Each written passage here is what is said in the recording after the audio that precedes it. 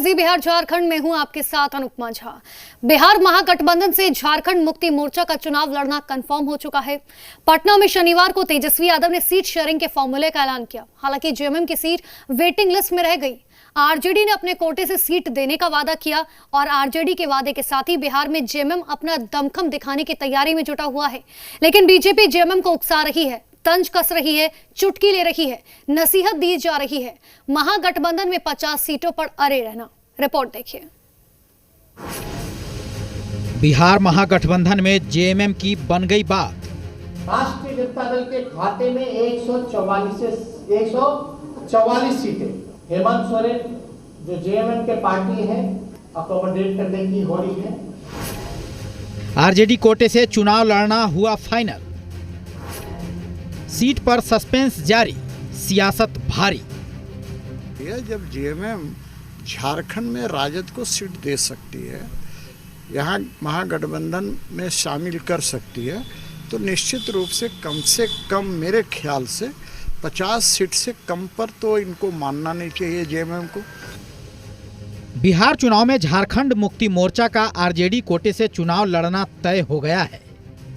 बिहार महागठबंधन में सीटों के बंटवारों के साथ ये तय हो गया कि जेएमएम बिहार में छोटे भाई की भूमिका निभाने को तैयार है। राष्ट्रीय जनता दल के खाते में 144 सीटें हेमंत सोरेन जो जेएमएम के पार्टी है अकोमोडेट करने की हो रही है। तेजस्वी यादव अपने कोटे से जेएमएम को सीट देने का ऐलान कर चुके हैं। जेएमएम के हिस्से में कितनी सीटें आएंगी ये फिलहाल फाइनल नहीं है। फाइनल है तो बस इतना कि जेएमएम बिहार में अपना दमखम दिखाने को तैयार है। मंत्री मिथिलेश ठाकुर का दावा है कि बिहार में 100 से ज्यादा सीटों पर हमारी पार्टी का होमवर्क है। उन्होंने कहा कि हम महागठबंधन के साथ चुनाव लड़ेंगे।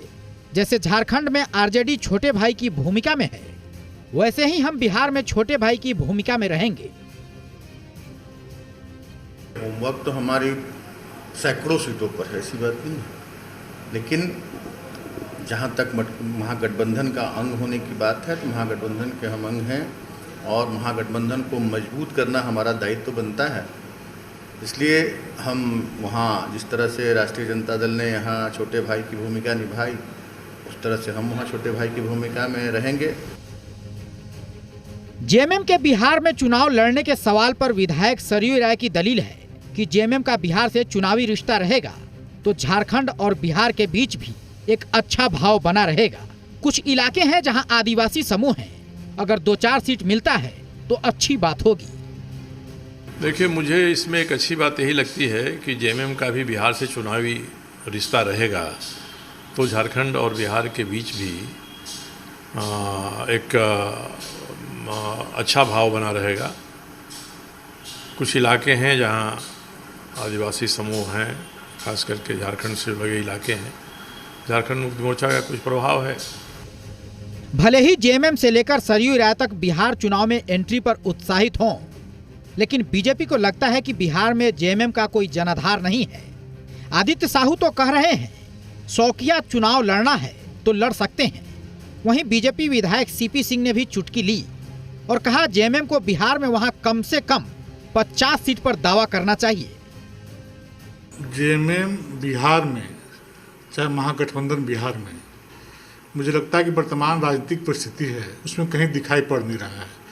हाँ, चुनाव लड़ने का शौक है तो किसी कोई रोक नहीं है, अपनी परिस्थिति दर्ज करा सकते हैं, परंतु बिहार में जेएमएम को किसी प्रकार कोई फायदा मिलने वाला नहीं है।